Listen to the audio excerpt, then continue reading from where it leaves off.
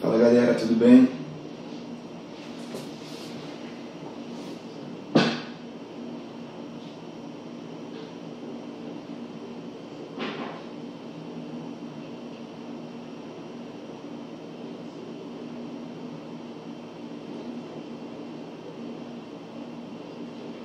Convidado Diego Sarti, nosso cirurgião cardíaco do Instituto Nacional de Cardiologia, esperando ele entrar. Para variar, como diria a Marcinha, nossa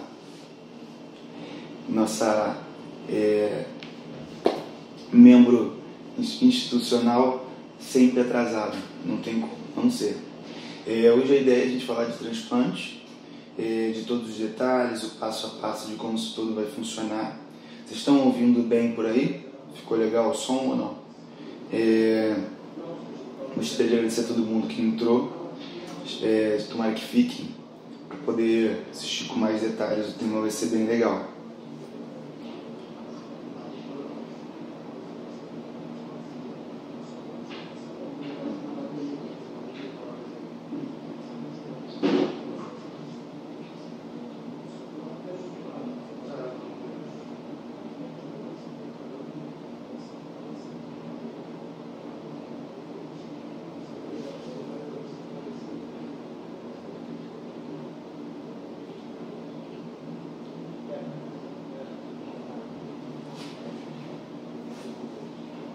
Tem alguma pergunta? Se quiser deixar uma pergunta aí pra gente ir respondendo com calma durante o bate-papo, vai ser bastante produtivo também.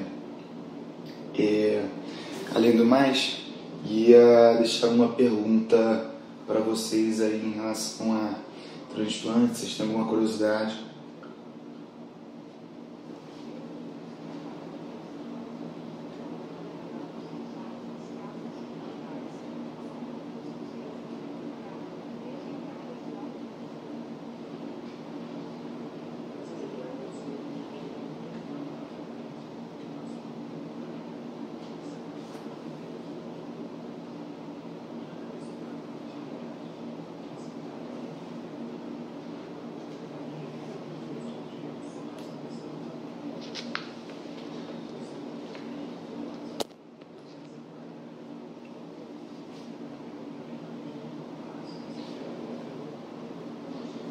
Então, como é que foi o dia de vocês aí hoje? Estavam de plantão? Estavam estudando? Estavam no médico curso? O médico curso voltou, hein, galera? Tá estudando a galera de novo, hein? Deu aquela folga, o carnaval acabou a pipoca.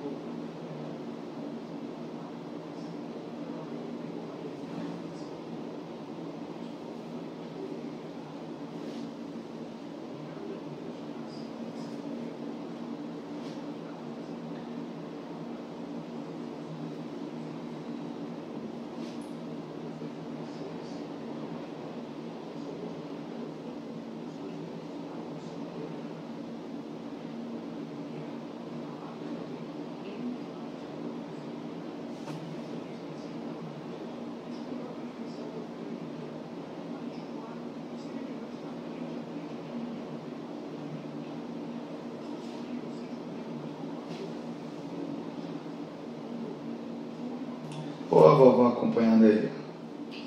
Isso aqui é uma avó, cara. Nada como uma avó pra apoiar, não tem nada igual. Esperando aqui nosso convidado. Vamos ver se conseguiu ficar online também. Só revendo para quem está acompanhando com a gente, live de hoje sobre transplante cardíaco. todos os detalhes da própria cirurgia. Ele não está conseguindo entrar na nossa chamada, por ver se está tendo alguma forma de puxar mais. Se estiver ouvindo a gente, se ative botar para participar, que vai aparecer.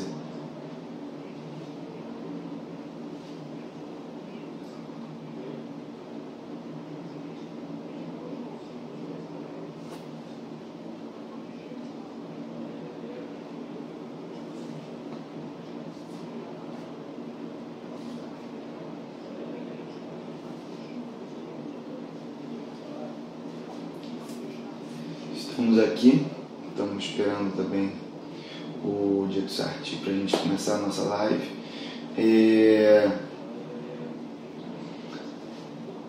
O tema é o transplante cardíaco, para quem já está acompanhando.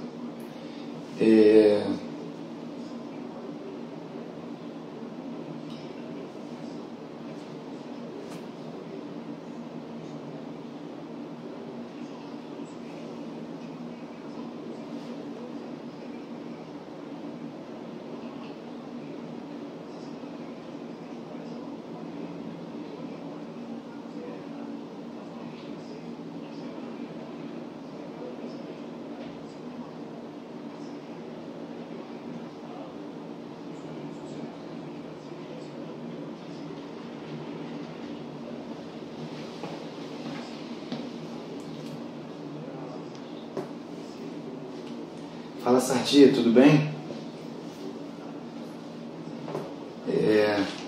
Consegui botar para gravar aqui com a gente, fica mais encolhidinho quando dobra a câmera. A galera vai entrando junto com a galera e vai movimentando durante a live. Gostaria de te apresentar para todo mundo que está assistindo aqui no ECG Cardio hoje. Dr. Sarti, Diego Sarti, cirurgião cardíaco do Instituto Nacional de Cardiologia, formado Faculdade de Souza Marques, né, conterrâneo. Você fez cirurgia cardíaca em São Paulo, não foi isso? Isso, no INCOR, na USP. Fez cirurgia cardíaca no INCOR e agora trabalha aqui no Rio de Janeiro. É uma honra recebê-lo aqui como convidado para falar um pouquinho sobre transplante, tirar bastantes dúvidas sobre. Espero que todo mundo aproveite bastante.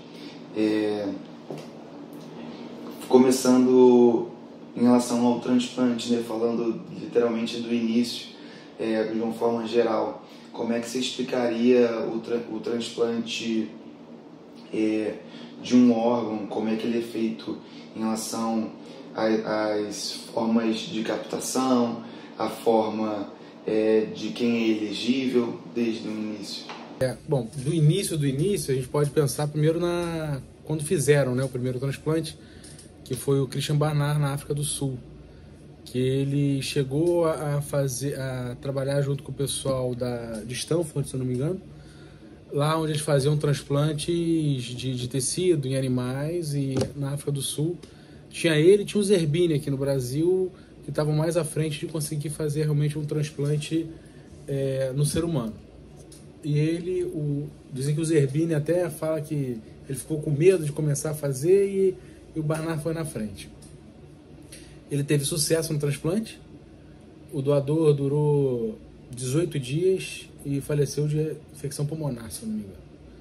E aí um mês depois ele fez mais um transplante, foi num outro paciente, foi um dentista, era um profissional de saúde, acho que era um dentista. E aí esse viveu mais um ano e pouco. E a partir daí começou a estimular o mundo também a fazer transplante cardíaco.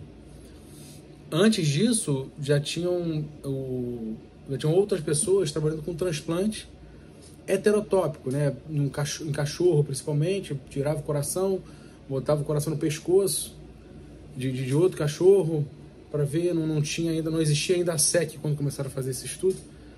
E depois, com o início da circulação extracorpórea, começaram a fazer o transplante ortotópico. E eles achavam que tinha algum problema técnico para o coração não funcionar. E mais para frente descobriram que o problema não era técnico. O problema era da imunossupressão. Então, com o advento da ciclosporina e depois os outros imunossupressores que vieram vindo e a evolução das técnicas também de imunossupressão, os transplantes foram sendo cada vez mais execuíveis, né? Agora, vindo para o que a gente faz hoje em dia, a gente, quando tem um paciente listado para o transplante, é um paciente sempre que tem uma insuficiência cardíaca onde chegou no limite do tratamento, né? A gente chama do nível D. Quando ele chega nesse nível, no limite do tratamento, no Rio de Janeiro, inclusive, quando eu voltei para o Rio, voltei eu e um amigo meu, hoje começou no INC, éramos residentes juntos, e aí ele até conversava comigo, cara, por que no Rio de Janeiro tem tão menos transplante do que em São Paulo? Assim, no ano que eu cheguei, lá o INCOR tinha feito 70 transplantes e o INC tinha feito 6 ou 8 transplantes, assim, em um ano. E a gente via que não existia essa cultura de oferecer o transplante para o paciente. E quando pensava realmente, o transplante era a última das últimas coisas a tentar fazer, e muitas vezes o paciente não aguentava, não tinha nem mais como fazer o transplante, porque o paciente com uma pressão pulmonar muito alta, ele não adianta mais fazer transplante, entendeu? Por exemplo. Então tinha uns critérios para seguir, ou iam muito, paciente já muito mais velho. Hoje em dia, a gente tem como critério de exclusão pacientes acima de 70 anos, a gente não faz transplante. Alguns casos selecionados hoje já tem sido feito também. Mas isso foi melhorando, vem melhorando ao longo dos últimos anos. Hoje em dia a gente tem vários serviços já no Rio de Janeiro fazendo transplante. Público mesmo, a gente tem o INC, já com bastante, já com uma certa história nisso. A UERJ começou agora novamente a fazer transplante e tem outros centros querendo se credenciar para começar a fazer, mas ainda ainda não estão fazendo. Não é liberado, né? Tá fazendo o processo de liberação, vamos dizer assim, né? A partir disso, né? Perguntando da indicação para esses pacientes, qual seria, pensando aí no raciocínio clínico, cirúrgico também, dessa indicação para esse paciente? Qualquer paciente, tem pacientes que não podem, como você falou da hipertensão pulmonar, como que a gente divide esses pacientes? Você tem os pacientes, quando são elegíveis para o transplante, eles começam a fazer uns certos exames. Você vê a resistência vascular pulmonar, transpulmonar, para ver como que está o pulmão, para conseguir, para o coração não ter essa resistência contra o pulmão, como que está, se ele tem deterioração de órgão-alvo também, já um paciente já com insuficiência renal grave, às vezes aqueles diabéticos que já o rim já está indo embora, o fígado muito ruim, ou você pode às vezes até fazer um transplante duplo, triplo, que a gente já fez também, mas se não for o caso, ou não tiver como, a gente também exclui da lista. Um paciente que não tabagista, um paciente que tem uma expectativa de vida maior do que 5 anos, um paciente que não esteja com um câncer que você veja que ele vai morrer em breve também, você não faz. Agora eu não lembro agora qual foi o país, se foi a Austrália, que tirou da fila de... Não, acho que foi a Inglaterra, que tirou da fila de transplante paciente que não quis se vacinar contra o Covid. Falou.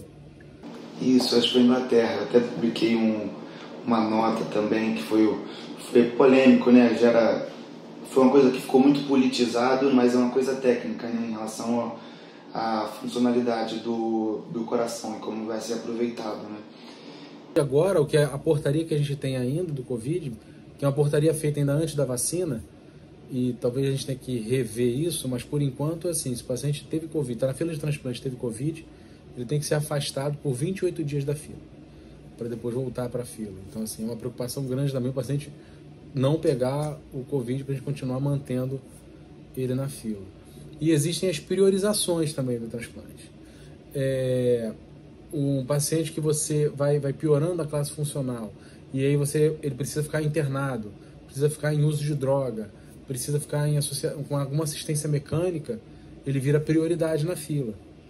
E, como eu tinha falado, temos vários centros de transplante. Independente da quantidade de centros que nós tenhamos, seja público, seja privado, a fila é uma só. Isso muita gente pergunta às vezes também.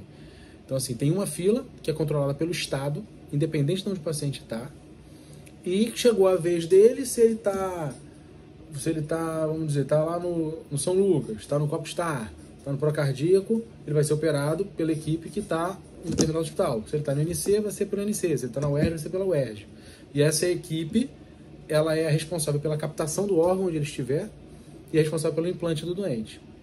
Mas a fila é uma só, a ordem é uma só de paciente. Fala. Pode falar, você tem mais... Não, né? É um paciente que é possível doador. Quando ele tem uma causa de morte encefálica, você suspeita de morte encefálica, você segue os critérios, o protocolo para diagnóstico de morte encefálica. Sendo diagnosticada a morte encefálica, você comunica à central do transplante que tem um paciente que é a CIDOT lá do hospital, que vai avaliar o paciente, conversar com a família e ver se aceitam a doação de órgão. Uma vez aceitada a doação de órgão, aí é consultada a lista, não só para coração, fígado, rim, pâncreas, córnea, osso, e ver com quem ele é compatível, e aí é ofertado o coração de acordo com a compatibilidade desse doente. Você faz os antígenos que ele pode ter contra HLA e checa a compatibilidade, que a gente pede o PRA do doente. Ele vem os principais anticorpos que ele pode ter contra e ver se é positivo ou negativo. Sendo os anticorpos negativos, são bons para aquele receptor, o que a gente fica contente com isso. E aí pode fazer o transplante dele. Para fazer o transplante, como eu falei, a equipe que está onde está o paciente, a equipe que acompanha esse paciente, ela é a responsável tanto pela captação quanto pelo implante. Então, acabam se dividindo em duas equipes, uma que vai captar e a outra que fica no implante. Então, sempre tem um ou dois cirurgiões, um instrumentador e um enfermeiro transplante para ir fazer a captação. E uma outra equipe lá no centro cirúrgico, como se fosse uma cirurgia normal. E aí a gente vai coordenando um passo a passo de cada um, porque na cirurgia cardíaca a gente tem a circulação extracorpórea. Então você normalmente, qualquer cirurgia que você vai fazer, de válvula, de revascularização, seja o que for, você entra em circulação extracorpórea, o paciente entrou em circulação, aí você pergunta, tá em suporte total? Suporte total. Aí você parou o pulmão, você começa a cirurgia. Peraí, eu acho que falhou a minha internet, desculpa. Voltou. E aí, para o pulmão, começa a cirurgia, aí você pinça a aorta, começa a parte de isquemia do coração e faz a cardioplegia para manter o coração parado enquanto a gente opera. No transplante, então normalmente o tempo de circulação extracorpórea é sempre maior que o tempo de pinçamento. Você entra em SEC primeiro, pinça, depois você despinça, e o paciente já está em SEC, depois que ele estabiliza, você sai de SEC. No transplante, não. Você conta o tempo de pensamento não do receptor, quando você entra em SEC. Você conta o tempo de pensamento do órgão que você está tirando. Então, o paciente nem tirou o coração dele ainda lá no hospital onde a gente vai fazer o transplante. Vamos botar o NC, né? Então, estamos lá no NC. Quando a gente chega a fazer o transplante, fala, pinça o doente, pinça o coração do doador, e aí já começa o tempo de isquemia. E lá você nem tirou o coração ainda, nem entrou em SEC nem nada. E aí você começa a fazer a cardioplegia, que nesse caso a gente faz em torno de 4 litros de custodiol, e isso demora mais ou menos uma meia hora para fazer. Daí você sai do hospital que você está, dependendo da distância que você está, ou você vai só de ambulância, ou você pega helicóptero, ou você pega avião, e vai para o hospital onde vai fazer o transplante. Então, aí lá no hospital, mais ou menos, um pouco antes de você chegar, que eles entram em circulação extracorpórea. Quando você consegue...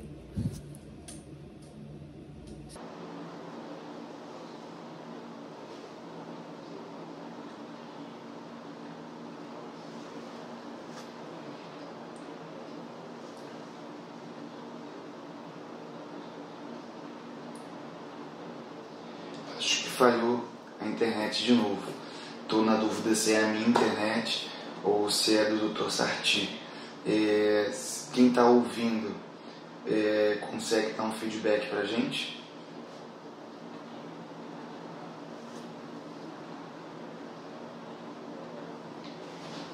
O meu áudio tá dando para me ouvir? Ou...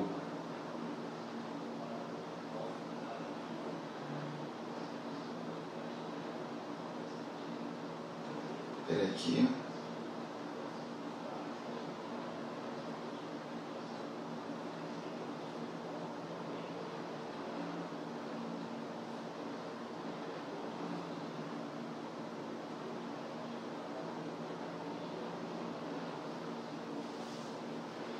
Chamei novamente.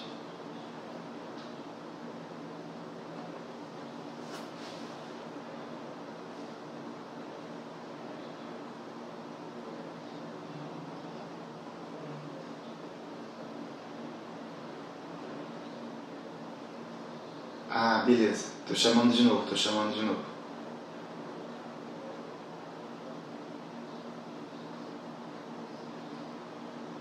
Peraí.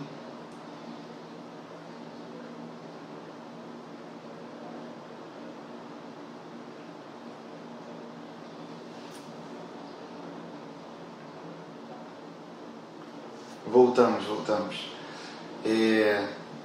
Tinha achado que tinha sido a internet, uma ligação, né? Não tem problema. Voltando, a gente estava falando do... Vamos ver como é que tá ficando.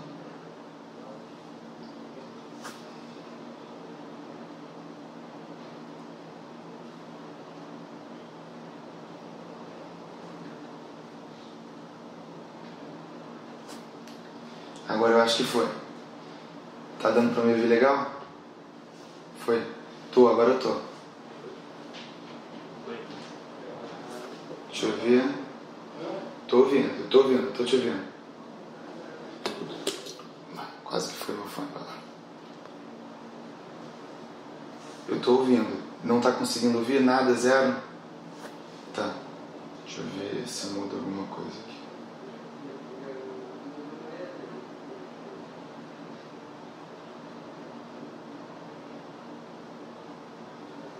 Deve ser o fone.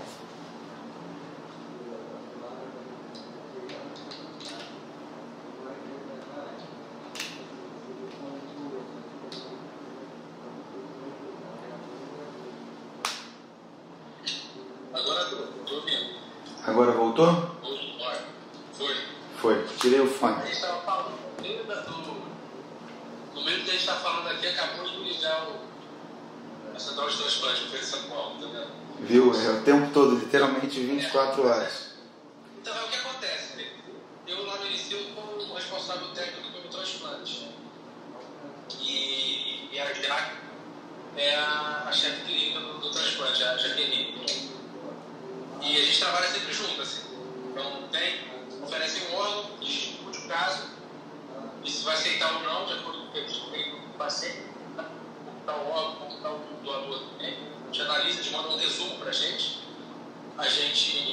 A gente analisa esse resumo e vê se é um coração possivelmente bom para o nosso doador. A gente precisa de um ecocardiograma normalmente para avaliar esse coração. Um eco sem alteração estrutural, com uma boa função cardíaca, ótimo, a gente vai aceitar. Então, quando aceitando, a gente organiza do jeito que eu estava falando para você, né? A gente divide em duas equipes, vai. Chegando lá, a gente tem um score onde a gente analisa a quantidade de amina que o paciente está usando, se fez cateterismo ou não, se tem lesão ou não, como que estão os eletrólitos, e uma graduação para ver a chance de dar certo ou não o transplante. Estando um score também bom, a gente prossegue com o transplante. De qualquer forma, desde que a gente chega no hospital até botar o doador na sala, o receptor ainda não tá aberto. A gente, quando bota o doador na sala lá, eles já estão com o doador aí a gente fala, botamos o doador na sala, vai avisando. Aí bota o receptor na sala também. Mas não prepara todo, pega a PAM, prepara igual de cirurgia cardíaca, a gente abre e aí a gente olha também o coração, encosta no coração, bota a mão, sente se tem cálcio na coronária, vê o jeito do coração. E a gente olhando, junto com o eco já avaliou, junto com todos esses outros parâmetros que a gente teve, a gente fala, o coração é bom, avisa que o coração é bom. A partir daí, eles começam a tocar tudo. Aí terminar o preparo do paciente, tudo, para ficar pronto para o transplante. Porque a gente não pode perder muito tempo. O coração é um órgão que a gente tem no máximo 4 horas, e mesmo assim 4 horas é o que a gente não quer, acho que é menos que isso, para voltar a bater no outro peito, entendeu? Então, em média, a gente faz em torno de 2 horas e meia, mais ou menos. Mais ou menos em média o que a gente tem de tempo de isquemia que a gente faz, em geral. E para isso acontecer, a gente tem uma estrutura do Estado para poder fazer o transplante. Hoje mesmo tivemos um transplante e foi em Araruama. Então a gente foi para Araruama, fez essa logística inteira que eu te falei, de avisar, tudo direitinho, pegou o coração e ao mesmo tempo o nosso enfermeiro já estava em contato com os bombeiros para o helicóptero estar pronto para levar a gente de volta para o Rio de Janeiro. E de carro são 2 horas, de helicóptero são 25 minutos. Entendeu? Então aí a gente volta, exatamente, a gente volta de helicóptero com os bombeiros e leva o órgão para fazer o transplante.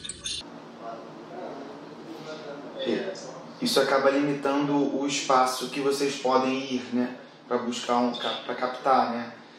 Pensando no Rio, vocês poderiam ir em São Paulo e no Espírito Santo, mas mais longe que isso seria incompatível, né? Não daria certo, né? É complicado. Quando eu estava em São Paulo, às vezes eu já fui no Paraná pegar, aí você vem de avião, o avião pega helicóptero e tenta ir o mais rápido possível. Nesses casos, muitas vezes a gente chega perto das 4 horas de isquemia e aguenta bem. O que às vezes acontece é de se passar desse tempo de 4 horas, ou chegar perto desse tempo de 4 horas, você repica a cardioplegia em sala, no órgão, entendeu? E aí você faz mais cardioplegia e alonga o seu tempo de isquemia. Não é o ideal, mas quando é necessário, a gente faz. Principalmente para coração de criança, a gente acaba aceitando um pouco mais longe, porque é muito difícil você ter coração de peso de uma criança de 1 ano, entendeu? Uma criança de 1, 2 anos, 3 anos, pesa pouco. Você tem um doador com peso compatível, é difícil conseguir. Então a gente às vezes até aceita um pouco mais longe, corre um pouco esse risco para conseguir fazer. E essa central, ela é do Brasil todo? É uma lista, digamos assim, só por via de curiosidade, é uma lista que pega um continente, pega só o país, para ter certa comunicação? Não, normalmente primeiro é estadual, e aí é ofertado um órgão ao Estado, é uma lista estadual. Uma vez que você não tiver um receptor para esse órgão no Estado, aí ele vai para a oferta nacional. Ah, entendi. São listas estaduais que se comunicam num segundo momento se precisar, né? Aí existem as prioridades nacionais de acordo com que o seu centro transplantador limita de distância. Entendeu?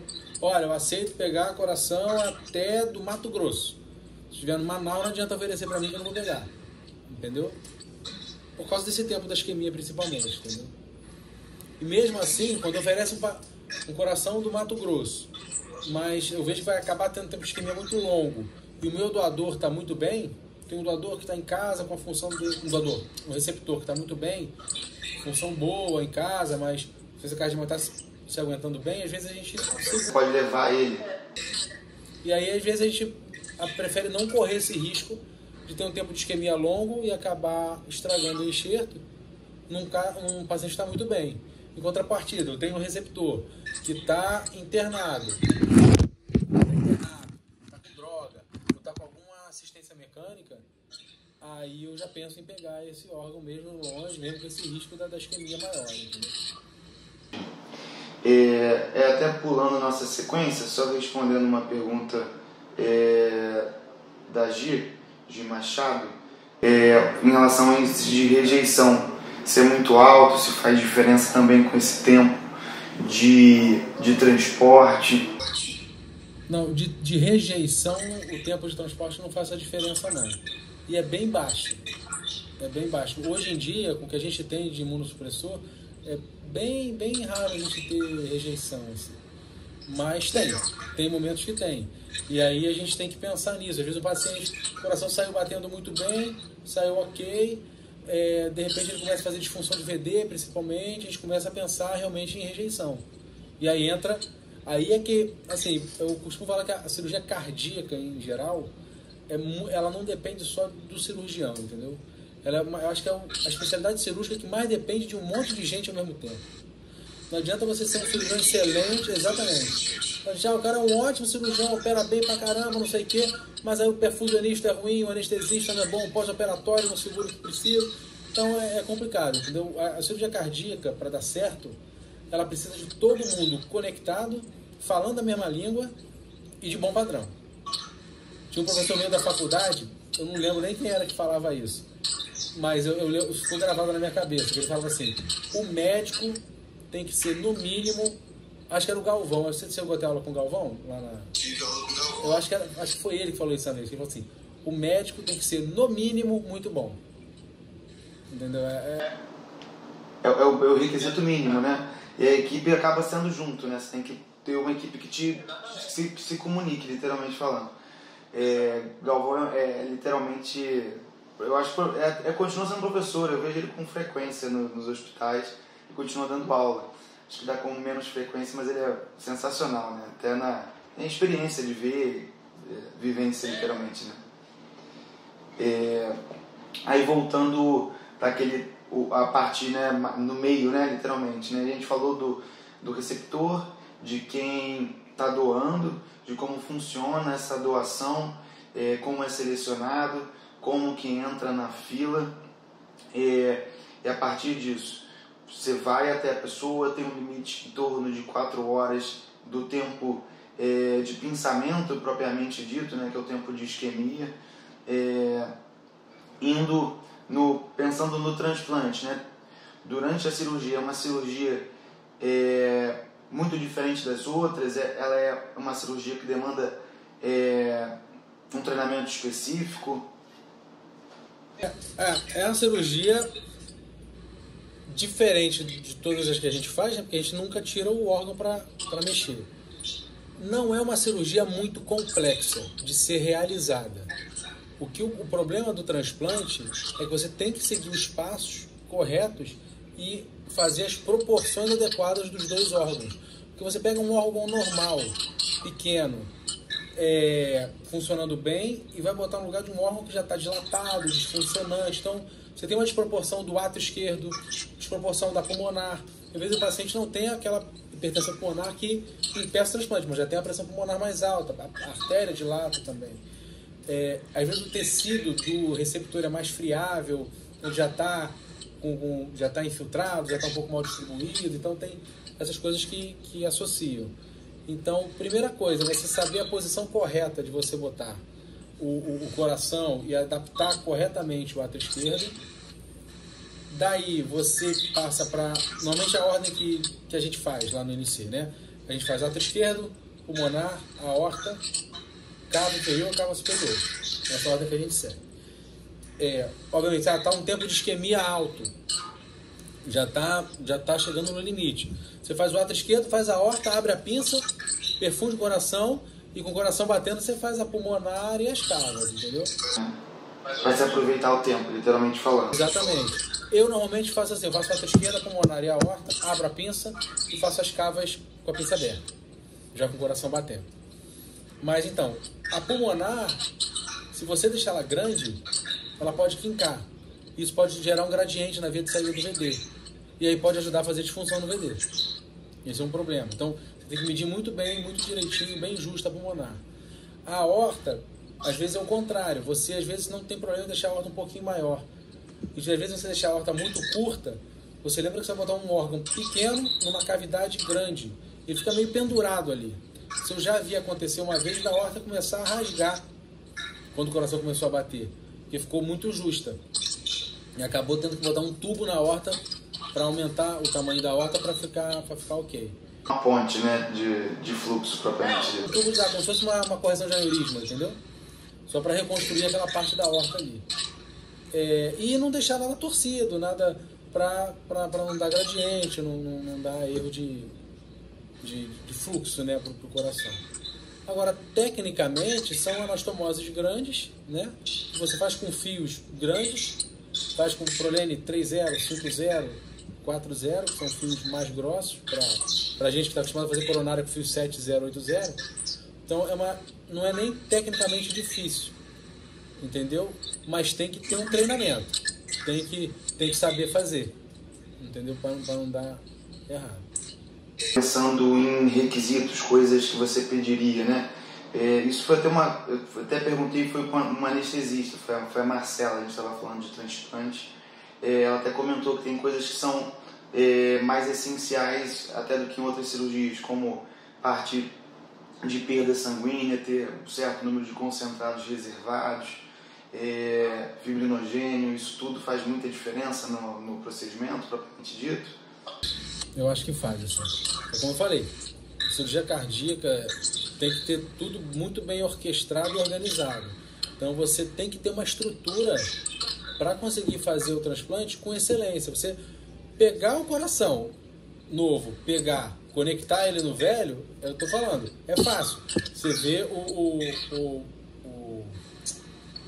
Esse planejamento é mais objetivo, né? Você consegue fazer, levar... Quando ele fazia os transplantes heterotópicos, ele falava, o problema nunca foi a técnica. O problema, no caso dele lá, era a imunossupressão. O problema são as coisas que estão em volta. Pegar, botar e todo cirurgião treinado pega e faz. Entendeu? Na verdade, é o que eu fiz na minha entrevista do INCOR, quando eu fui para entrar na residência. Aí eles perguntaram, por que você quer entrar aqui? Aí eu falei assim, porque eu quero ser cirurgião. Eu não quero ser macaco. Fazer todos os detalhes. Aí o pior é que o cara da entrevista falou assim, professor Adib falava muito isso pra gente. Chamava a gente de macaco, um desrespeito com a gente. Aí eu falei, pronto, não vou entrar na residência. Acabou. Foi o intuito, né? Foi relação ao treinamento. Exatamente, você pegar o cara treinar a mão dele para pegar e fazer um transplante, ele faz. Mas se não se preocupar com tudo ao entorno, entendeu? Se não for médico, for só um técnico, dá ruim, entendeu? E eu acho que é isso que faz muita diferença no resultado de cirurgia em geral, acho que na verdade medicina, né? Realmente dito, acaba que faz toda a diferença, né? Se você tem que pensar de forma global, né? Pensar no corpo, pensar no que precisa, em todos os aspectos, no pós-operatório, no pré-operatório, em todos os sentidos, do início ao fim, né? Isso é importante.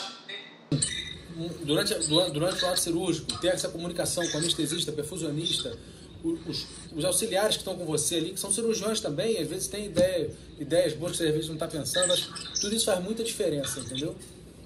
E conversar muito com a parte clínica, depois no pós-operatório, estar sempre alinhado os pensamentos, eu acho que vale muito a pena. Isso acho que é importantíssimo isso.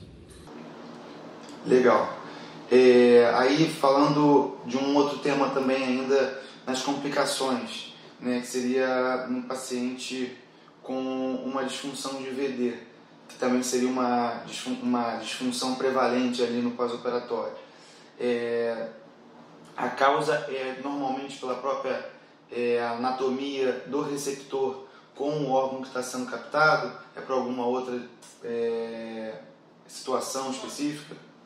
O paciente que evolui com disfunção de VD logo no pós-operatório, você começa a pensar principalmente em rejeição. E aí é que entra o trabalho do cardiologista que está acompanhando ele lá do transplante, entendeu? É o que você pensa primeiro. Óbvio que você vai fazer um ecocardiograma, você vai ver se está tudo ok, se não tem nada quincado, se não tem nada diferente, para você também estar causando esse problema no doente. Mas quando você cursa já com disfunção de VD, logo no pós-operatório assim, você vai começando a pensar em rejeição aguda. Perguntando agora, mudando até em relação ao detalhe, né? Falamos do transplante, a importância da equipe multidisciplinar, de como funciona todo mundo junto, literalmente, algumas das intercorrências, pensando num tema que acaba que foi... as pessoas buscaram, até por um outro motivo, aprender mais, que seriam as circulações extracorpóreas, pensando em ECMO como ponte e pensando até nos outros dispositivos. Como é que eles funcionam na prática? É uma coisa acessível ou não é em relação ao dia a dia? Assim, no INC a gente tem bastante acesso a isso, principalmente ECMO. O que a gente faz normalmente em paciente como tá em fila de transplante e evolui com uma disfunção grave, um paciente que está chocado, a conduta inicial é você botar numa assistência mecânica de curta permanência. Você vai com o balão e às vezes o balão não está mais funcionando, você continuando chocado, instável, você parte para o ECMO.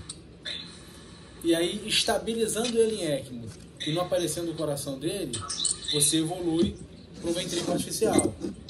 Entendeu? Mas para você botar uma centrimágia, por exemplo, você tem que abrir o doente. É uma cirurgia. Você vai pegar e fazer a cirurgia num paciente chocado, totalmente instável, e aí você bota em ECMO. Você bota um ECMO periférico, funcionando o femoral, a artéria e veia dele, você bota em assistência, substituindo o coração e pulmão dele se for necessário. Entendeu? Foi o que a gente fez há mais ou menos um mês atrás lá no NC, foi o que a gente fez essa semana. Esse paciente que fez o transplante hoje, ele estava em ECMO como ponte para o transplante. No momento, literalmente, né? Foi como ponte, realmente, né? Exatamente. A ECMO, a gente nunca bota a ECMO como tratamento de nada, até porque ela não trata nada. A ECMO, ela substitui. Então, você nunca vai botar a ECMO sem ter o que fazer para o doente. Então, a ECMO é sempre ponte para alguma coisa. Às vezes, não é nem que você não tem o que fazer, mas ela é ponte para você tomar uma decisão. O paciente está muito grave, está chocado, está morrendo, bota em ECMO e vamos ver o que vai fazer. Isso a gente chama de ECMO de ponte para decisão. Você faz a ECMO como ponte para recuperação, você dá tempo do paciente recuperar, que é o que a gente fez muito agora no Covid. O paciente com pulmão muito ruim, estava piorando muito, ele não dá tempo do pulmão recuperar, o paciente vai morrer. Você bota em ECMO venoso, para substituir o pulmão principalmente, e dá o tempo dele ser curado. Então, uma ECMO como ponte para recuperação. Ou nos pacientes com choque cardiogênico, disfunção grave, a gente bota em ECMO como ponte para transplante. Foi o que a gente fez há um mês atrás com um paciente lá do NC. A gente, muito ruim, ele estava com 1,2 microgramas de nora, com ciência histórica. Foi um caso que eu discuti a beça com a Jaque ali, se a gente botava no IECMO, tinha centrimag disponível lá, mas como estava chocado, isso que a gente achou melhor, botou em ECMO primeiro. E aí foi interessante, a gente botou em ECMO, a ECMO substitui e ele começa a melhorar, né? Aí ele voltou a urinar, que já não estava urinando, a nora, que era de 1,2, caiu para 0,6, até quem me ajudou nesse caso foi a Luísa, caiu para 0,6 de nora, melhorou, estabilizou, e aí era uma terça-feira. Aí na quinta-feira a gente falou assim, olha, o paciente agora está bem estável, não apareceu o coração para ele até agora, vamos botar ele em centrimag amanhã. Falou, perfeito, vamos botar em centrimag amanhã. Isso foi na quinta. Aí de quinta para sexta apareceu o coração para ele. Aí ele falou, ótimo, então esquece centrimag, vamos botar um coração novo. Pensando nesses dispositivos que não são curta permanência, né? Pensando a médio prazo, a um tempo maior, eles podem ficar meses, anos, até ter um coração para o paciente? É difícil demorar tanto tempo para aparecer o coração para o paciente, mas pode. Existe, inclusive, o ventrículo artificial que é implantável, o HeartMate, que a gente hoje em dia é o que mais usado, já tem o HeartMate 3, ele fica dentro do doente e fora fica só a bateria. E isso aí pode, inclusive, tirar o doente da fila e ele viver com isso se ele quiser. Entendeu? Tira ele da fila por um tempo, né? Que se ele precisar, ele volta. Tem um Instagram que eu acompanhei por um tempo, que era Fitness with AJ, que é um garoto que estava conversando isso essa semana. É um garoto que estava com o HeartMate 2, ou seja, ele não tinha pulso, que é fluxo contínuo, né? Botava a mão no braço dele, sem pulso. E ele tá correndo na academia, levantando peso, o cara era modelo fitness, essas coisas, entendeu? E com a mochilinha atrás, que é a bateria dele. Se tirar... Então, exatamente, ele tem o drive line aqui saindo da barriga, que conecta na bateria, e ele carrega a bateria todo dia de noite. Isso é uma coisa curiosa para todo mundo que está ouvindo, né? Porque ao escutar um paciente com esse tipo de dispositivo, é uma coisa... A primeira vez é sempre inesquecível, né? Você vai escutar, é totalmente diferente de tudo, né? Que realmente é um barulho mecânico, literalmente, né? Então é interessante, uma curiosidade prática, até para gerar curiosidade para quem tiver disponibilidade de ouvir, por aí vai, né? Falando dos dispositivos, aí voltando, tem uma pergunta de novo da Gi, achado, quais são os principais cuidados do paciente transplantado precisa ter, né? Pensando no pós-operatório, pelo que eu entendi da pergunta, né? Sim. Ele tem uma série de vacinas que ele vai ter que tomar. Ele tem uma série de medicações que ele vai ter que tomar, medicações muito caras, mas que aqui no Brasil o Estado dá. Seja o paciente do SUS ou do privado, ele tem direito a essa medicação. Então o Estado dá essas medicações para manter a imunossupressão dele. Então são os cuidados de um paciente imunossuprimido, né? De evitar pegar infecção, de evitar que qualquer infecçãozinha dele pode piorar. Pode pegar aqueles citomegalovírus, às vezes o paciente teve um paciente que fez uma colite, às vezes é citomegalovírus fazendo isso. Teve um outro que foi por Clostridium também. Então, é um paciente imunossuprimido, né? Você vai ter que ter uns cuidados com ele isso. Aí, por isso ele precisa de um clínico bom junto dele, acompanhando ele, né? Só para dar um suporte em relação... É um paciente clinicamente imunossuprimido e vão ter os cuidados a partir disso, né? Principalmente pelos remédios que ele já toma, sendo de qualquer outro transplante, situações de imunossupressão, seja ela qual for, né? E seguindo no raciocínio cirúrgico também, né? A gente, no pós-operatório imediato, a gente aborda como um pós-operatório, entre aspas, normal da cardíaca, ou tem algum cuidado específico, seja os medicamentos que devem entrar na primeira semana, algo assim, ou não muda muito? Não, você entrando logo na cardíaca aquela quantidade de corticóide que você vai fazer nele e os imunossupressores. Isso aí é completamente diferente dos outros, né? Você não faz isso em mais ninguém da cirurgia cardíaca. Fora isso, são os cuidados de uma cirurgia cardíaca mesmo, né? Ele tem um paciente que entrou em SEC, que teve isquemia, então ele tem os cuidados, tem a chance de vasoplegia. A principal complicação é sangramento. No caso dele, é difícil ele tamponar logo de cara, porque tem uma cavidade grande que acumula sangue, então você tem que ficar mais atento na drenagem. Então, assim, normalmente a gente gosta de deixar um dreno de Blake, que é um dreno de silicone, por trás do coração. E mais um ou dois drenos drenando o mediastino também. Você monitorar muito bem esse sangramento. Porque, dependendo da desproporção que você tem do coração, que você tirou, que você vai implantar, às vezes cabe ali na cavidade, cabe 500, 600 ml de sangue sem tamponar o doente. Entendeu? E aí choca, sobe a mina, tudo, ele está sangrando. Então você tem que botar dreno e monitorizar bem o sangramento dele. E às vezes acontece o tamponamento. Mesmo com os 3 drenos, com todo esse cuidado pós-operatório, né? Entendi. Vocês colocam os 3 drenos, um posterior, 2 anteriores. Normalmente não tem outro dreno, não precisa de dreno de pleural, não precisa de nada além disso? Só se abrir a pleura. Porque você tem ali, quando você abre a cavidade, né, você tem as pleuras, você vê as pleuras do pulmão respirando e o pericárdio no meio. Se por acaso abrir a pleura por algum acidente, você deixa um dreno lá. Ou às vezes tem muito derrame pleural também, o paciente está muito descompensado. Talvez você abre a pleura propositalmente para drenar, e você aspira aquele líquido todo que está lá e depois deixa um dreninho lá também. Falamos também de detalhes do pós-operatório. Vou voltar para a gente poder manter perguntas ativas, né? Pensando em transplantes com mais de um órgão, a dinâmica muda de alguma forma? Pensando num receptor que vai receber, por exemplo, um coração e um rim, a dinâmica na sala muda? Alguém entra primeiro, entra ao mesmo tempo? O coração sempre é o primeiro. Na captação ele é o primeiro a sair e normalmente ele é o primeiro a entrar.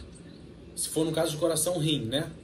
Você primeiro faz o transplante do coração, termina o transplante do coração e depois a equipe do rim entra para implantar o rim. Normalmente eles implantam na ilíaca, ali, né? Fica na posição diferente do normal. No caso, quando é coração fígado, quando a gente vai captar, tem sempre aquela briguinha da cava inferior. Porque o pessoal do fígado também quer a cava inferior para fazer a anastomose dele, né? Do fígado na cava do receptor. E a gente quer a nossa cava também para poder fazer na cava do nosso receptor. Então, quando vai coração-fígado, sai uma peça inteira.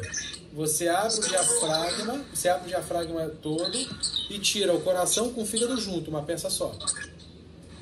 E aí é até um pouco mais fácil, porque aí você não tem que fazer a anastomose da cara inferior, que já está feita lá junto com o fígado. E aí quem faz essa anastomose é o cirurgião do transplante hepático. Entendeu? A gente tem que fazer. E é mais chato, na verdade, para fazer o ato esquerdo. Você não pode virar o coração para cima, nem para o lado, ele está preso no fígado, né? Você tem aquele limite específico já fixado, né? Depois o que você vai se virar para o outro lado, você acaba tendo que se criar, né? E é tranquilamente execuível, assim. Mais de um órgão é isso. Teve um que a gente fez que foi coração, fígado e rim. Transplantou os 3. E aí entrou primeiro a gente com o fígado, acabou, aí depois a equipe transplantou o rim. O rim é um órgão que você tem uma isquemia de até 24 horas, você consegue fazer, entendeu? Óbvio que esperar 24 horas tem mais chances de ter problema no enxerto. Mas você tem um tempo, um lastro maior. Específico de 4 horas do coração, provavelmente é muito difícil ter uma disparidade tão grande para o rim. Deve ser continuação. Quando é coração e rim, já chega os dois juntos. No máximo ele olha, vê se está com droga, como é que está o doente e tal, vamos esperar um pouquinho para ver se estabiliza. Se estiver bom, faz o transplante renal, entendeu? Porque às vezes se o paciente estiver com muita droga, muito chocado, não vai perfundir direito o rim, você pode perder o enxerto, entendeu? Então às vezes o pessoal, já aconteceu o pessoal desistir do implante renal até estabilizar mais o doente e aí ofertar o rim já para outro paciente, entendeu? Às vezes a central de transplante fala, ó, como o rim tem esse lastro de tempo, fala, ó, não vamos usar o rim não, pode oferecer para mais alguém aí, entendeu? É grosso modo falando. Falamos também, então a gente voltou para falar de alguns cuidados específicos, algumas situações específicas em transplante propriamente dito, né? E mudando um pouquinho de novo do assunto, falando como cirurgião, né? O cardiologista clínico tem um acompanhamento, todo mundo até imagina que seja o cardioclínico, mas você como cirurgião, em algum momento você acompanha esse paciente no consultório, como que é esse acompanhamento, se é diferente da cardioclínica? Não, é diferente. A gente acompanha o pós-operatório meio que imediato, entendeu? A parte cirúrgica mesmo, né? Vai acompanhar depois a ferida, ver como é que ele ficou, se vai ter alguma complicação cirúrgica. Não tendo complicação cirúrgica, tendo tudo direitinho, ele passa a ser do clínico. Como nas cirurgias cardíacas normais, né? Como as outras, propriamente ditas. O ideal é ser um clínico, um cardiologista, né, clínico, que tenha costume ou especialidade com insuficiência cardíaca, né? E transplante, para acompanhar esse doente depois, né? Ter essa formação, né? Ainda é uma coisa que eu até acompanho, né, pela própria residência, é difícil, só os grandes centros têm essa especialidade ainda, né? São Paulo, Rio já teve e vai e volta a especialidade, né? É muito importante ter, né, o especialista em insuficiência cardíaca propriamente dita, né? Ah, sim, sim. Tem quase 1 hora de live e eu acho que eu perdi as próximas perguntas. Eu acho que eu tentei fazer todo esse raciocínio de perguntas. Se você tiver mais algum tema que a gente possa não ter falado, ou se alguém tem alguma pergunta, manda pra gente.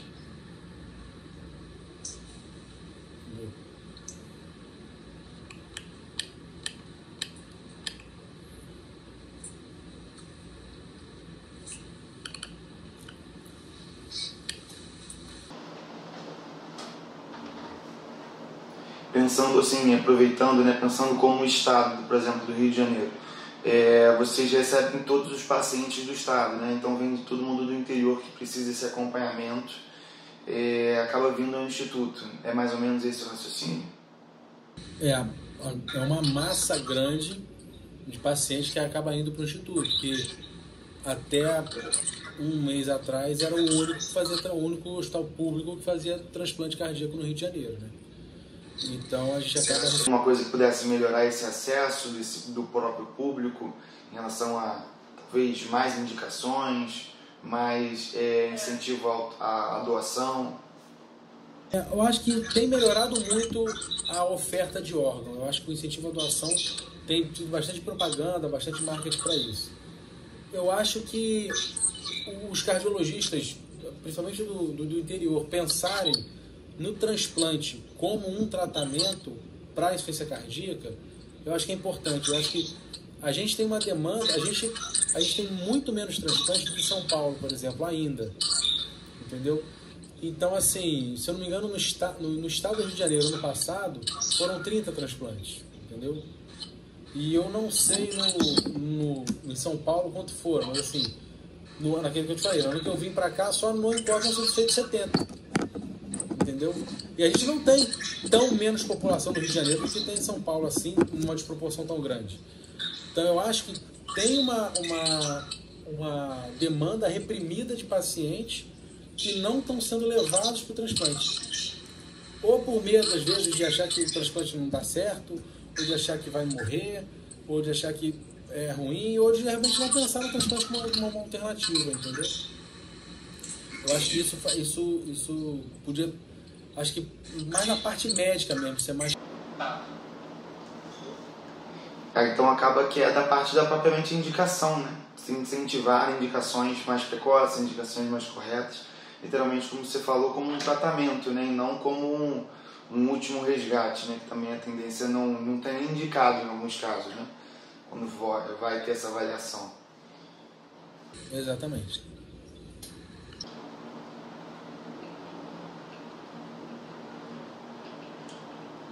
Vamos esperar para ver se tem alguma pergunta.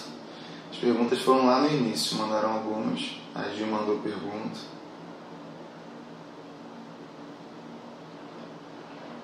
Depois a gente tem que fazer uma só de aorta. Todo mundo fala que você é o cara da aorta. Tá de plantão, aparece uma aorta. A gente pode falar assim, acho que eu mais gosto de fazer é de aorta. Informações, fonte Luísa. Fonte Luísa. Então eu acho que é mais ou menos isso. A gente até se estendeu, até porque pelo horário que a gente começou, né? Queria agradecer muito a você, Sarti, pela disponibilidade para a gente poder fazer a live, que possa fazer outras também. Agradecer bastante, que tenha sido muito produtivo para todo mundo que assistiu. Teve um movimento grande, a galera entrou, interagiu. Deixa eu ver aqui, aproveitando. Alguma novidade em dispositivo de assistência para transporte de órgão doado? O Hamilton Torres perguntou. Teve até um post que eu compartilhei de um sistema que ele botava o coração como se fosse, talvez seja isso, não sei. Isso tem. Aí você consegue um tempo maior para o transporte. Você conecta o coração num sistema em que ele fica sendo irrigado e batendo, entendeu? Artificialmente. E aí esse tempo das 4 horas para transporte já você aumenta absurdamente. Mas a gente não tem isso no Brasil ainda. Ah, entendi. Mas a ideia é literalmente você poder transportar com ele literalmente funcionando, né? Assim, país, Estados Unidos, você consegue pegar um voo de 8 horas para ir de um lado ao outro do país, eles conseguem fazer um transporte de órgão assim. Entendi. Mais uma pergunta que veio ao final. Quanto tempo o paciente com HeartMate consegue viver até chegar numa segunda disfunção, no caso, né? O HeartMate, ele pode ser, inclusive, uma terapia de destino. Ele pode sair da fila do transplante e viver com isso para sempre com o HeartMate, entendeu? Não tem problema nenhum. O importante é ele sempre cuidar muito bem do driveline dele, que fica exteriorizado, para que não ficar, às vezes aquilo fica infectando, que dá abscesso. É isso que vai acabar fazendo o paciente desistir de ter o HeartMate e pedir para fazer o transplante. E o quanto que o paciente tem para conseguir se adaptar àquela história, de ter a bolsinha carregando a bateria e se adaptar a isso, né? Mas a princípio o HeartMate você pode ser uma terapia de destino e tirar o paciente da fila de transplante. Fila, né? Literalmente, melhorar ele literalmente, né? Legal. Deixa eu ver, acho que não vi mais nenhuma pergunta.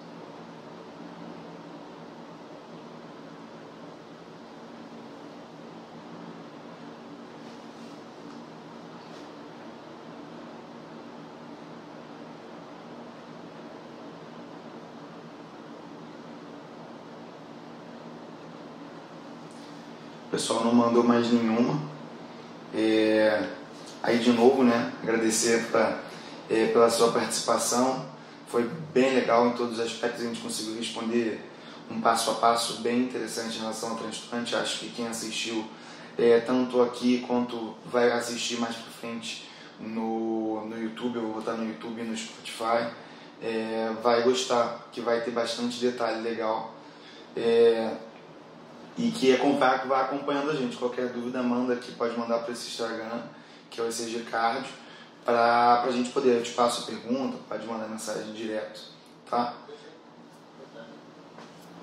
Obrigado, Sérgio. Obrigado, Guilherme. Obrigadão. Um abraço, tchau.